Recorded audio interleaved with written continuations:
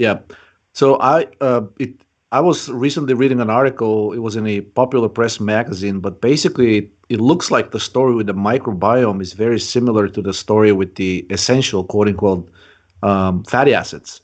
Now this article came out which said that whoever told people that the microbiome in people is obligate, that we really need it, there is no, as it turns out, there is no evidence for that. When they started, the journalists started digging and interviewing other scientists, the people who were really studying the issue said, I don't know why medicine claims that having bacteria in your colon is a good thing. Having a microbiome in nature is by far the exception rather than the rule. So, what do you yeah, comment on that?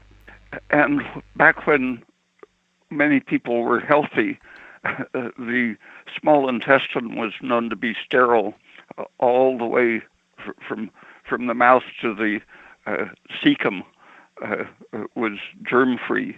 But now something like 80 or 90% have bacteria living way up to the duodenum. So, I mean, you basically you agree with the fact that, well, not the fact, but there's basically no evidence right now showing that even the colon really needs bacteria. Yes, it will probably get colonized, but in terms of its effects on health, we're being fearmongered here that you have to have this bacteria, otherwise we'll die, our immune system will collapse, etc., etc. There is no evidence for that. I mean, if you look at the literature, nothing exists. Yeah, did you read Bogomolets?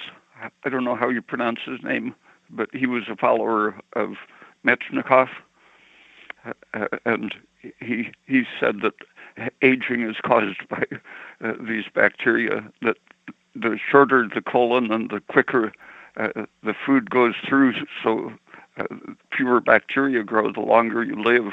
Gave examples of parrots. Food goes in and comes right out quickly.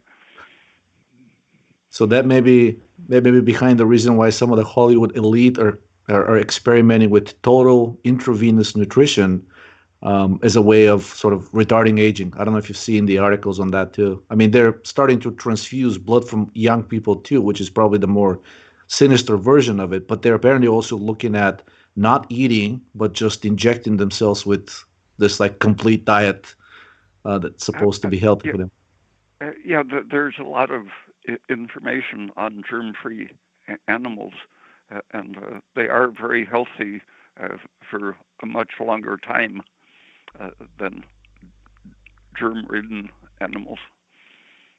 Do you think this theory that we need our microbiome and we have to feed it with all of these pro and prebiotics, do you think that's more of a example of institutional stupidity, or do you think there's something more sinister here at play that's, trying to keep us sick?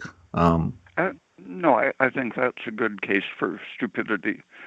For years, I followed the work of several well-known biologists, and for decades I couldn't decide whether they were evil or just stupid. But then when they died of following their own advice, I decided that they were just stupid.